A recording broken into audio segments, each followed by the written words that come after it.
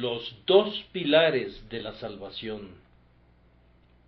Creemos en el que levantó de los muertos a Jesús, Señor nuestro, el cual fue entregado por nuestras transgresiones y resucitado para nuestra justificación. Romanos 4, 24, 25. La fe, la verdadera fe salvadora, es la misma en todas las épocas.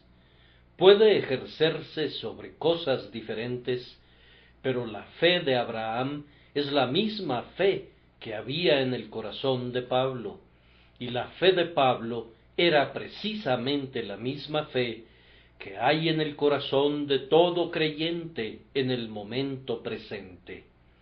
Tenemos una fe igualmente preciosa con los hombres piadosos de todas las épocas. Es siempre la misma fe, como es siempre el mismo Dios y el mismo Salvador. En este capítulo, Pablo nos muestra que hay una notable semejanza entre la fe del creyente de ahora y la fe de Abraham. La fe de Abraham le llevó a creer que Dios era capaz de revivir incluso a los muertos, y eso es precisamente lo que nosotros también creemos. Abraham creía, a pesar de tener más de 100 años de edad y de que su esposa contaba igualmente con una avanzada edad, que podrían ser vivificados de tal manera por el poder de Dios, que serían los padres de la simiente prometida por Dios, y aunque Sara se había reído una vez, yo me imagino que Abraham tenía a veces sus ataques de desaliento, perseveraron en la convicción solemne de que sucedería como el Señor les había prometido. Y llegó el día en que Sara se rió en otro sentido, pues le nació un niño, que fue llamado Isaac, esto es, risa, debido al gozo con el que llenó el hogar y los corazones de sus padres. Así, pueden ver que Abraham creyó que Dios podía revivir a los muertos, a pesar de que tanto él como su esposa estaban muertos para toda posibilidad de ello, y que habría de nacerles un heredero de manera natural. Más adelante en la historia del patriarca, Dios probó su fe de nuevo. Le ordenó ir y tomar a su hijo, a su único hijo, a quien amaba, para ofrecerlo en sacrificio sobre el monte Moria. Abraham únicamente deseaba saber qué era lo que Dios le ordenaba y estaba presto a obedecerle. No le correspondía razonar el por qué o replicar, le correspondía obedecer. Así que completó sus 3 días de camino, y su hijo bien amado cargó sobre sí la leña para el sacrificio.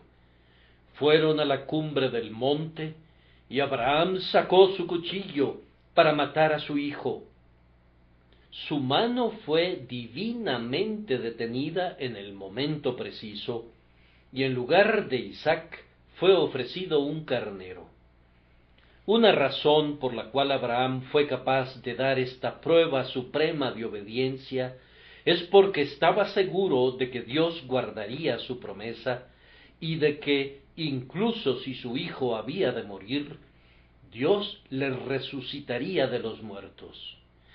Este parece haber sido el punto al que su fe siempre llegó, que Dios podía resucitar a los muertos y que podía hacer aquello que los hombres llaman imposibilidades, que lo que no estaba dentro del alcance de la naturaleza humana era sumamente fácil para ese brazo eterno para cuyo poder no hay ningún límite. Ahora, amados, este es uno de los artículos de nuestra fe cristiana, creer que Dios puede resucitar a los muertos. Si somos verdaderos creyentes, ustedes y yo creemos que Dios resucitó de los muertos a nuestro Señor Jesús, el grandioso pastor de las ovejas. Nosotros creemos que Jesús en verdad murió y fue enterrado en el sepulcro de José de Arimatea, pero que en el tercer día resucitó y dejó la tumba para no morir más. Nosotros creemos muy firmemente que la resurrección es un hecho. No se trata de una ficción, ni de un trozo de poesía, sino de un asunto que realmente ocurrió, como cualquier otro hecho histórico confiable, y lo aceptamos sin dudarlo. Asimismo creemos que nosotros también, aunque muramos, viviremos de nuevo, y que, aunque los gusanos devoren este cuerpo, en nuestra carne hemos de ver a Dios. Al sonido de la trompeta del arcángel, los muertos en Cristo resucitarán, y todos los muertos provenientes de la tierra y del mar se congregarán delante del gran trono blanco. Sin importar cuán esparcidas pudieran haber estado las partículas de sus cuerpos de 10.000 maneras tortuosas, no importa. El cuerpo que fue sembrado en debilidad será resucitado en poder. El cuerpo que fue sembrado corruptible será resucitado en la incorrupción. Nosotros creemos sinceramente esto, y nuestra fe cree también que, incluso ahora, en lo tocante a las cosas espirituales, aunque por naturaleza estamos muertos para las cosas de Dios, Él puede resucitar a los muertos. Cuando nos sentimos abrumados y embotados, y la música de nuestra adoración se arrastra fatigosamente, nosotros creemos que Dios puede revivirnos. Y aunque conocemos a muchas personas que no tienen vida espiritual en este día y están lejos de Dios por sus obras perversas, nosotros vamos y les hablamos del Evangelio eterno con la plena persuasión de que puede resucitar a los muertos, a quienes están muertos en sus delitos y pecados. Aun estando muertos, vivirán. Nosotros creemos esto y nos regocijamos. Pienso que les he mostrado que la fe de Abraham es una muestra fiel de la fe de todos los creyentes, y de esta manera Él es el Padre de todos los creyentes, y todos los hijos guardan un parecido familiar. En todos los casos tienen fe en aquel que puede revivir a los muertos. Ahora vayamos a nuestro texto, y lo voy a tratar brevemente, con el intenso deseo de que si alguien quisiera encontrar el camino de la salvación, lo encuentre esta noche. La verdadera fe es de este carácter. Creemos en el que levantó de los muertos a Jesús, Señor nuestro, el cual fue entregado por nuestras transgresiones y resucitado para nuestra justificación. Primero, nuestra fe mira a Dios, el Padre, en el asunto de la salvación. Nosotros no solamente miramos a Jesucristo, como algunos dicen que hacemos, sino que creemos en el que levantó de los muertos a Jesús, Señor nuestro, y no creemos solamente en Jesús, Señor nuestro. Nosotros efectivamente creemos en Él, pero también creemos igualmente en Dios, que resucitó a Jesús, Señor nuestro, de los muertos. Sobre este punto hay una fe errónea en dos sentidos, y es aflictivo ver cualquiera de las formas de este error, puesto que estropea la belleza de la verdad divina. Algunos prescinden del Padre, hablan de Jesús como si le debiéramos a Él y sólo a Él nuestra salvación. Estamos inmensurablemente endeudados con Él, bendito sea su nombre, pero Jesús no salva sin el Padre, o aparte del Padre, o en contra de la voluntad del Padre. Me encanta la expresión que es usada en el libro de Génesis concerniente a Abraham y a su hijo cuando se dirigían al monte del sacrificio.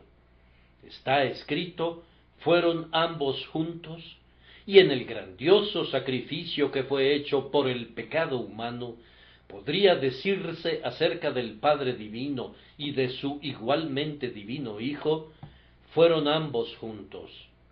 Hubo un acuerdo y un avenimiento secretos entre el Padre y el Hijo, concernientes a nuestra redención, y el Padre recibe nuestro amor y gratitud de la misma manera que el Hijo los recibe.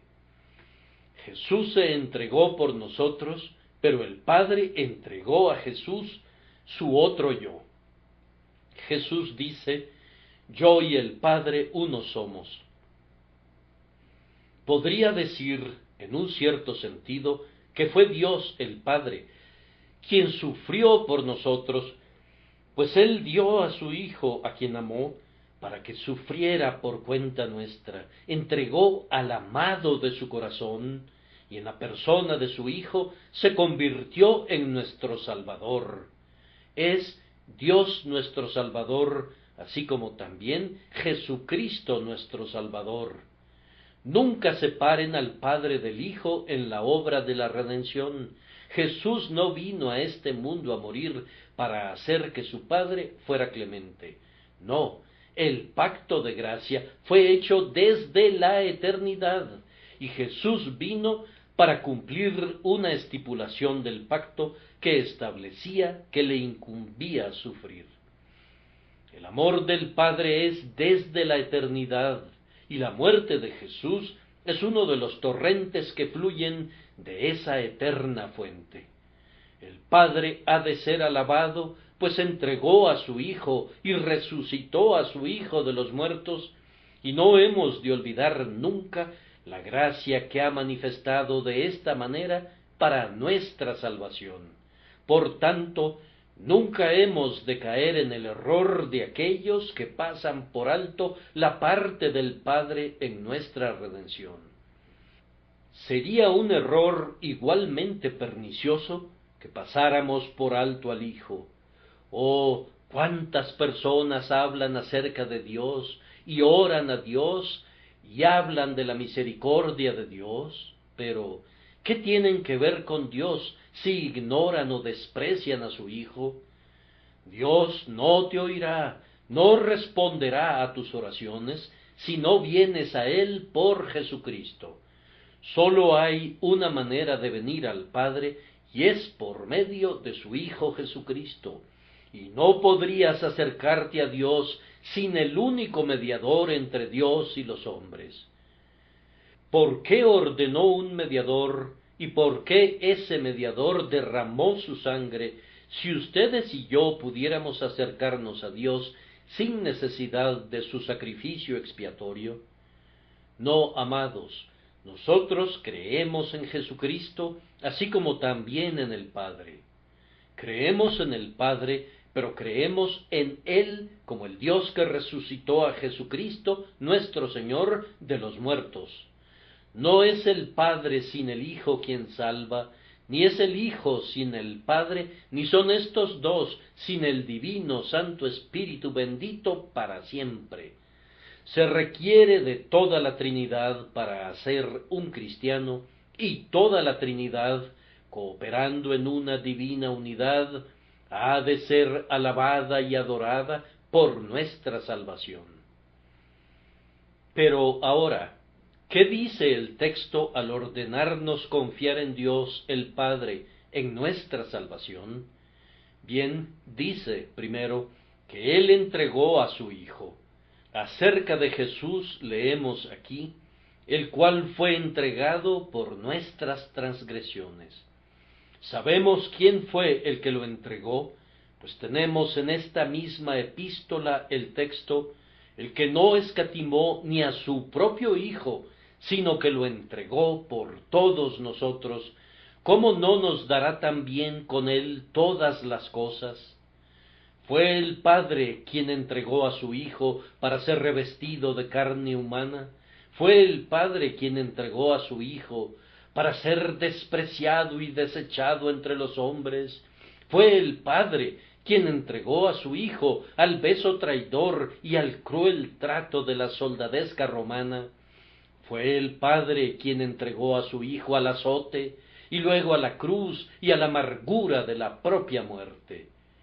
El Padre entregó a su Hijo para que muriera por los pecadores. Esta fue la prueba suprema del amor del Padre por nosotros. Y luego, enseguida, se nos instruye que, a su tiempo, fue el Padre quien resucitó a Jesús de los muertos. Creemos en el que levantó de los muertos a Jesús. Se habla de la resurrección de Cristo de diferentes maneras en la Escritura, pero entre otras declaraciones se dice expresamente que fue obrada por el poder del Padre. Bien, entonces, hemos de agradecerle por un Cristo vivo, un Cristo resucitado. Fue el Padre quien sopló de nuevo la vida en ese cuerpo muerto y trajo a nuestro Redentor de nuevo a la vida. Fue el Padre quien ordenó a los ángeles que rodaran la piedra de la boca del sepulcro cuando despuntó la mañana de la resurrección. Y recuerden que así como estas dos cosas, la entrega de Cristo y la resurrección de Cristo de los muertos, son atribuidas al Padre, así también los dos frutos provenientes de ellas son también del Padre. El primer fruto es el perdón del pecado, el cual fue entregado por nuestras transgresiones. El segundo fruto es la justificación, y resucitado para nuestra justificación. Ambos son obra del Padre. Es el Padre quien perdona y es el Padre quien justifica. Dios es el que justifica, dijo Pablo, transportado en una suerte de éxtasis divino. Dios es el que justifica. ¿Quién es el que condenará? Así que no podemos tener fe en Jesús aparte del Padre.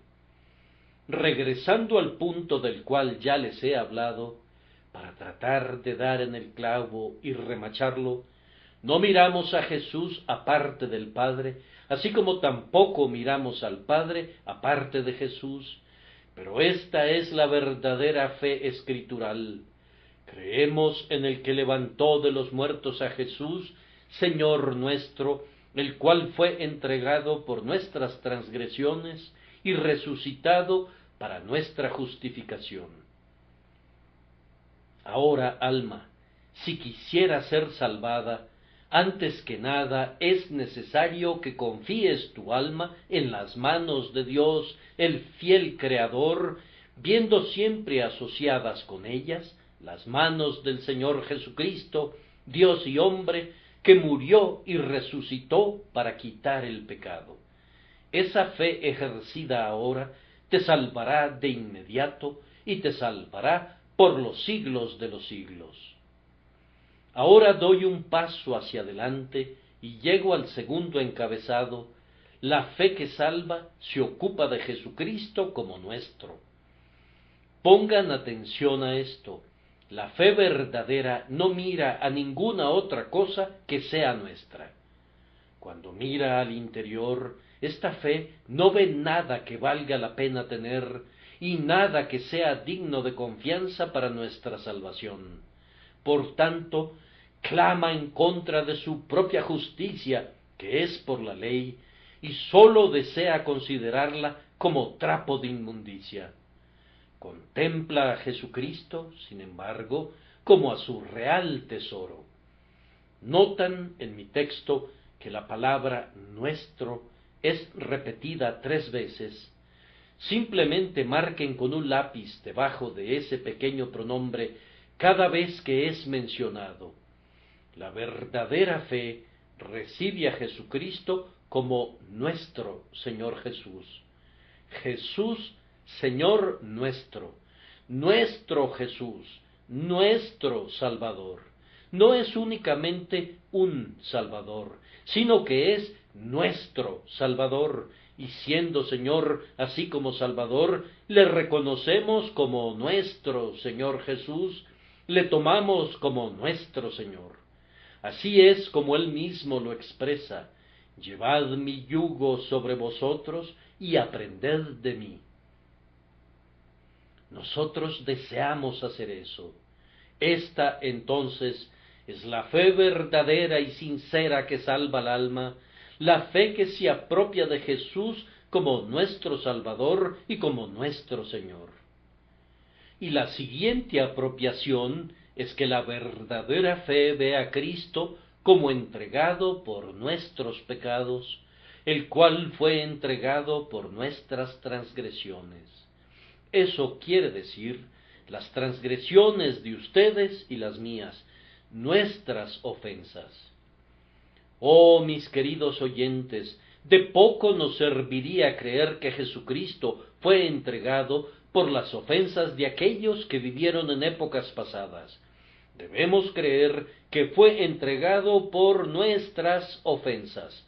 No nos salvará que creamos que Jesucristo fue entregado por los pecados de naciones lejanas a nosotros. No, sino que debemos creer que fue entregado por nuestras ofensas.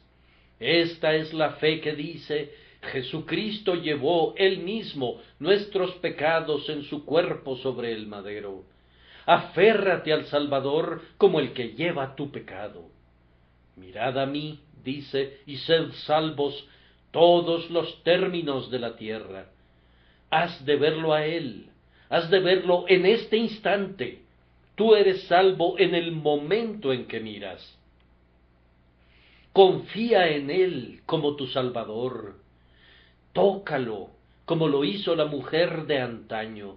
Te bastaría si sólo pudieras tocarlo por medio de la fe, y al instante serías salvado de todas tus transgresiones, pues la verdadera fe cree que fue entregado por nuestras transgresiones. Y luego, a continuación, la verdadera fe salvadora se apropia de Cristo como resucitado para nuestra justificación. Es una doctrina escritural que somos justificados por medio de la muerte de Cristo, pero no han de dejarla simplemente como una doctrina, sino que han de apropiársela por fe y convertirla en una experiencia, según dice el texto, el cual fue resucitado para nuestra justificación.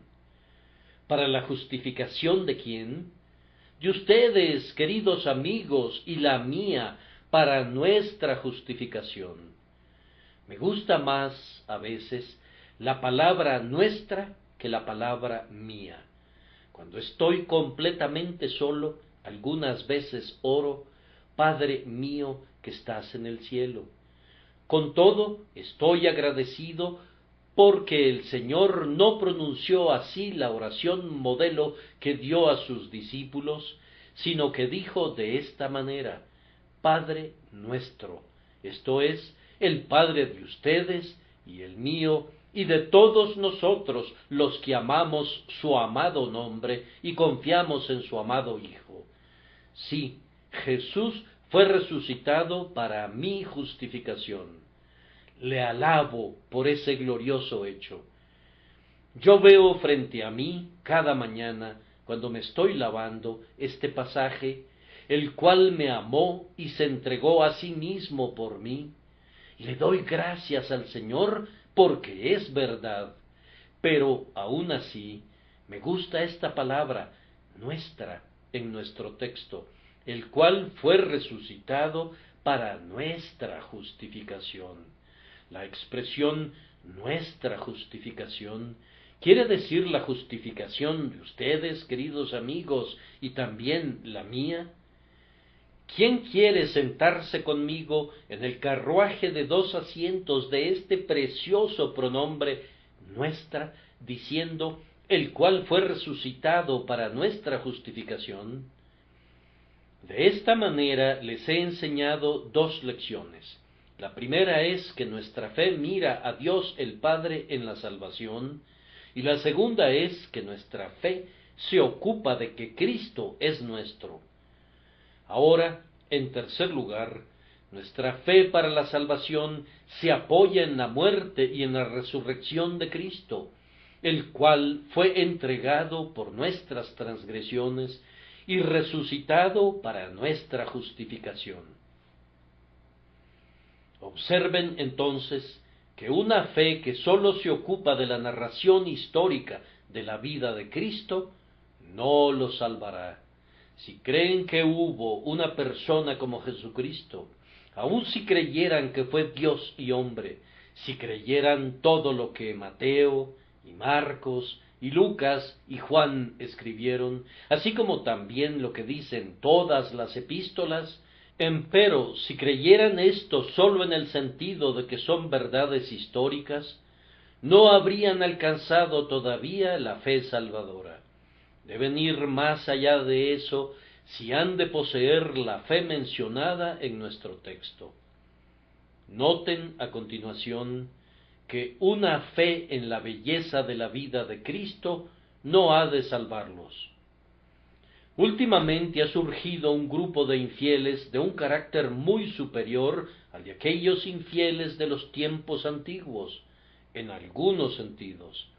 En vez de ultrajar a la religión cristiana, han escrito vidas de Cristo y han derramado todo tipo de loas sobre el carácter maravilloso y encantador del hombre Cristo Jesús.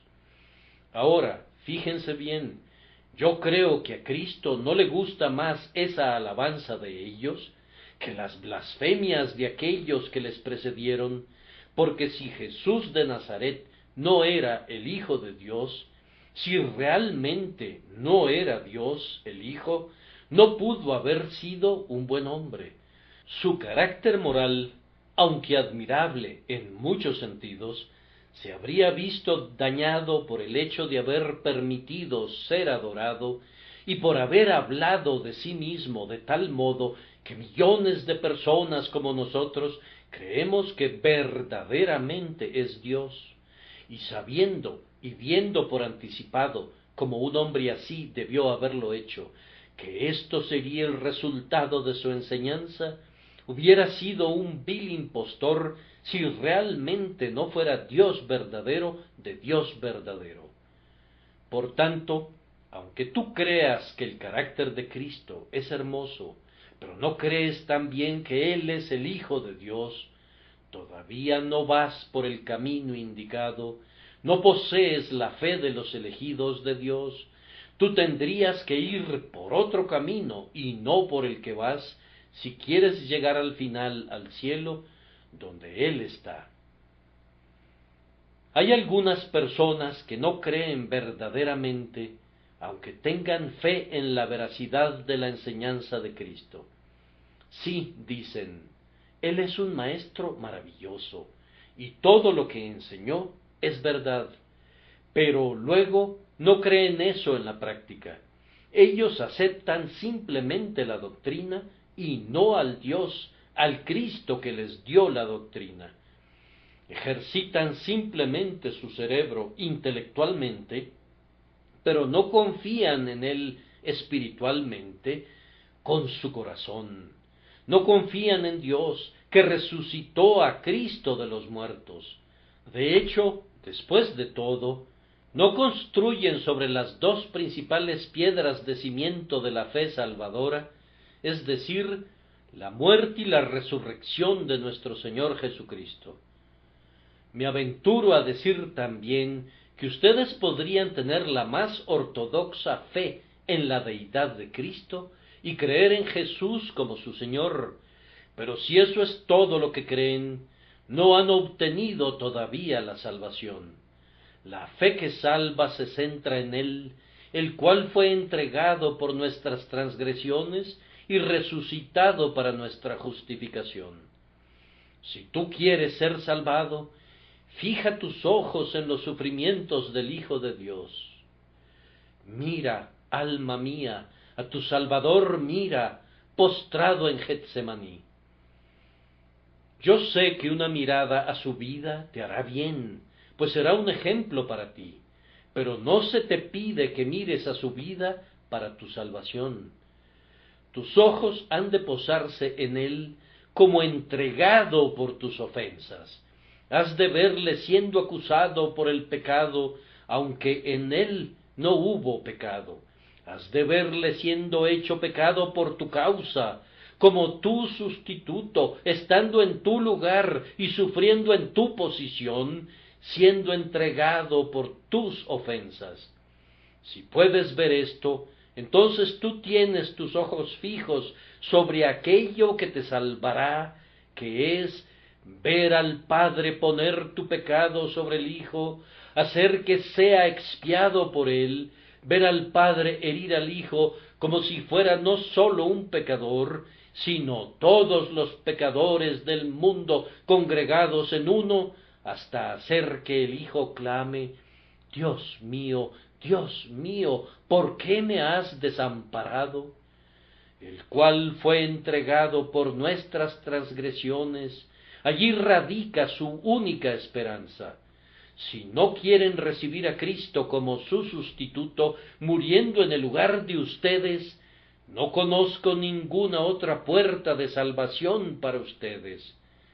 Pero si lo reciben, tal como Dios lo entrega, no para la justicia de ustedes, sino por sus pecados, para soportar por ustedes lo que ustedes debían soportar y pagar por ustedes lo que ustedes nunca habrían podido pagar, entonces han recibido a Cristo de la manera correcta. Pero también deben creer en Él como siendo resucitado de los muertos. Él efectivamente resucitó de los muertos y vive siempre para interceder por nosotros. Y es bajo ese aspecto que ustedes tienen que ser justificados, limpiados por un agonizante Salvador, vestidos por un Salvador resucitado, limpiados de su iniquidad por su sangre preciosa, resucitados en la aceptación del Padre por su vida sempiterna cuando resucitó de los muertos y llevó cautiva la cautividad y dio dones a los hombres, sí, incluso a los rebeldes. He aquí entonces las columnas Jaquín y Boaz, las dos monumentales columnas que sostienen el templo de nuestra salvación. Entre estas dos grandes verdades, la muerte de Cristo por nosotros y la resurrección de Cristo por nosotros, yace el camino del Rey hacia la vida eterna, y no existe ningún otro camino para la salvación. Concluyo con el cuarto punto, que nuestra fe debería aprender a ver la clara relación de cada obra de Cristo con su fin, el cual fue entregado por nuestras transgresiones y resucitado para nuestra justificación. Al principio, basta que un pobre pecador confíe en Cristo y que no haga nada más, pero para nuestro consuelo y edificación, nos conviene aprender a distinguir las bendiciones que fluyen de ciertas fuentes divinas y tomar los diversos senderos del gran Rey para ver qué encontramos en este sendero y qué encontramos en aquel otro sendero. Primero, entonces, queridos amigos, nuestro perdón nos viene de la muerte de Cristo, el cual fue entregado por nuestras transgresiones. No hay perdón de pecado si Cristo no es entregado por nuestras ofensas. Últimamente he oído cosas que no había soñado oír antes, alegadas incluso por ministros que profesan ser cristianos, en contra de las doctrinas fundamentales de la palabra de Dios, y algunos se han atrevido a decir que la sustitución de Cristo, su sufrimiento en lugar nuestro, no fue justa. Han agregado que Dios perdona el pecado sin ninguna propiciación de ningún tipo. Pero si la primera afirmación no es justa, ¿qué diré de la segunda? Si Dios perdona continuamente el pecado sin tener ningún cuidado de su gobierno moral, si no se hace nada para la vindicación de su justicia, ¿cómo haría lo justo el juez de toda la tierra?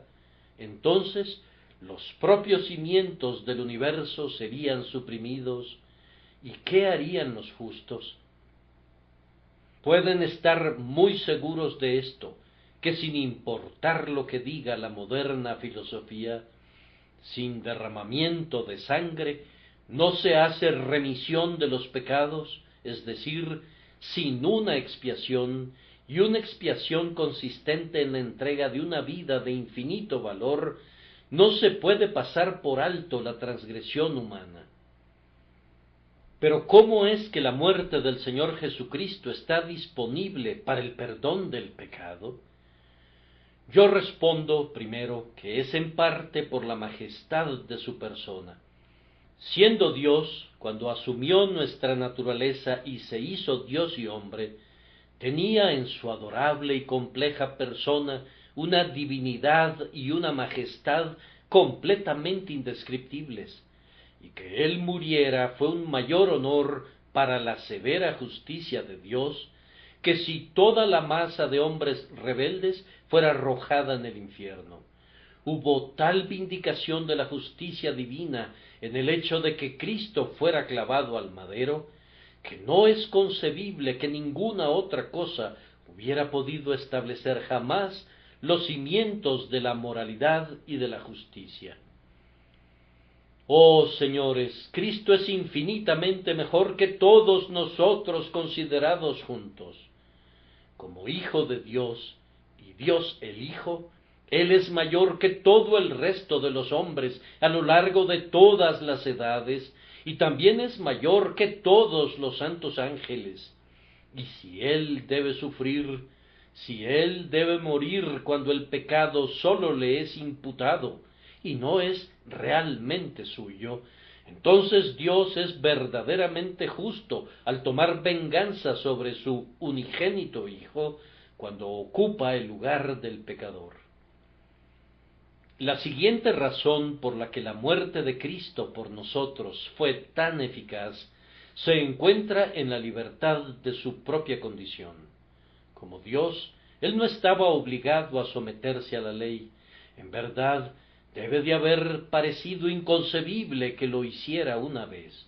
Yo no podría hacer una expiación por ustedes, porque cualquier cosa que yo hiciera para Dios, ya era una deuda mía para con Dios. Si diera todo lo que poseo, no podría pagar mi propia deuda. Entonces, ciertamente, no podría pagar la deuda de ustedes. Pero nuestro Señor Jesucristo no le debía nada a la ley de Dios. No era posible que Él estuviera personalmente endeudado con ella. Y por tanto, todo lo que Él hizo fue, por decirlo así, un excedente que puso a la cuenta de los seres culpables de quienes se convirtió en el sustituto. La excelencia de su expiación radica también en la absoluta perfección de su carácter. Él era el Cordero de Dios, sin culpa ni mancha. No hay nada que sobre en él y no hay nada que falte. Y un carácter como el suyo le daba el derecho, cuando llegó a sufrir, a decir que no sufría por su propia causa. El Mesías entregó su vida y le fue quitada, mas no por sí, puesto que no tenía pecado y no estaba bajo ninguna obligación para con la ley. Y además, ser cabeza de su pueblo le puso en una posición en la que apropiadamente podía convertirse en un sufriente en lugar nuestro. Miren ustedes, señores, que la primera causa de su caída no radicó en ustedes. Su padre, Adán, pecó hace mucho tiempo y ustedes cayeron en Adán.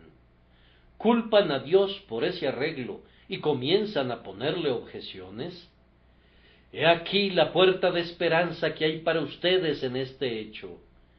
Debido a que cayeron a través de un representante, pueden ser restaurados por otro representante.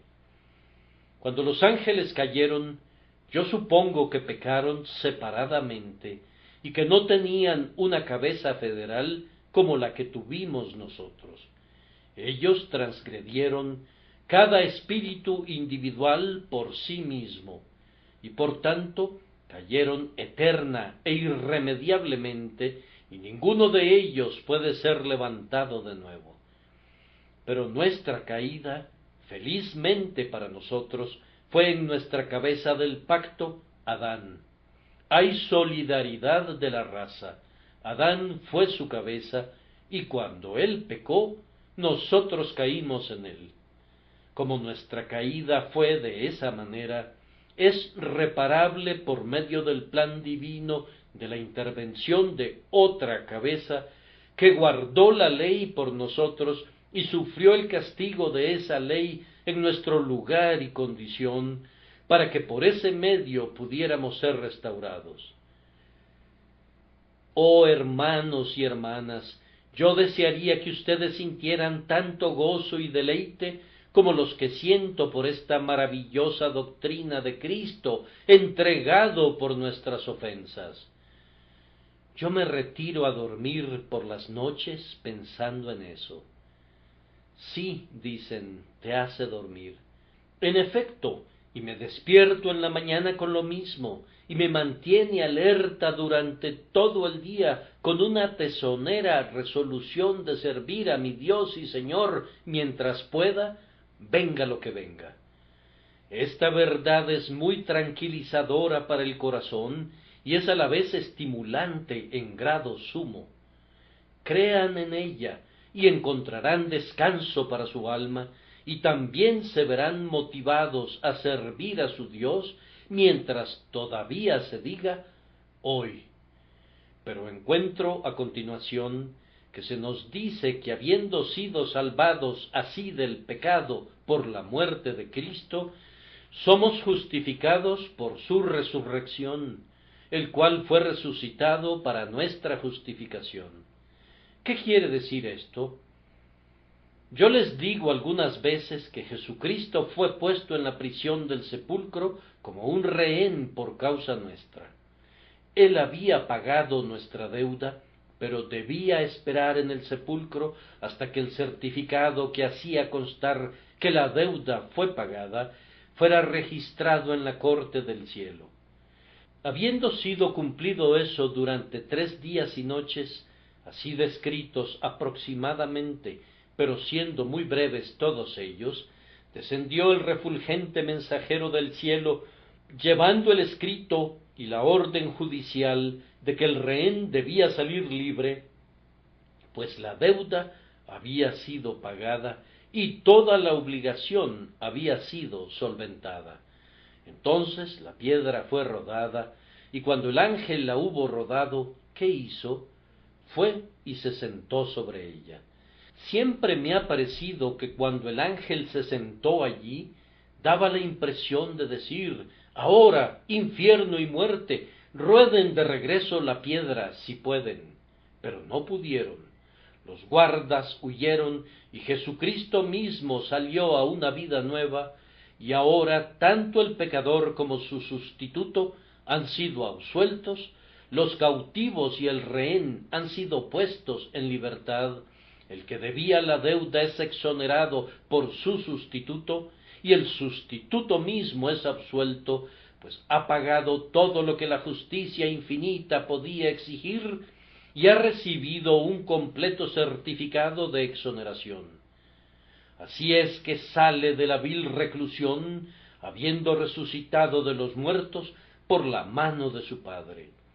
Esa resurrección es su justificación. Ahora simplemente contemplen este asunto de otra manera por un minuto.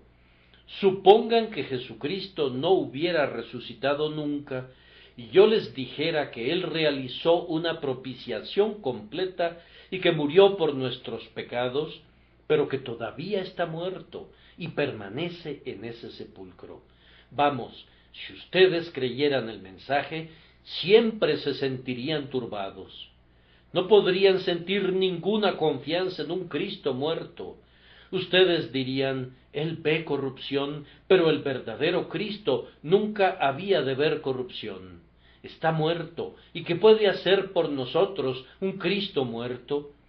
Amados, el Cristo moribundo ha comprado para nosotros nuestra justificación, pero el Cristo resucitado verá que la recibamos. El Cristo resucitado ha venido para traernos la justificación, y en esto confiamos. Oh, que todos ustedes confiaran en la obra consumada de Jesús sobre el madero, que es expuesta ante ustedes en todo su brillo por su resurrección de los muertos. Junten las dos partes de nuestro texto, el cual fue entregado por nuestras transgresiones y resucitado para nuestra justificación. Necesitan ambas partes confiar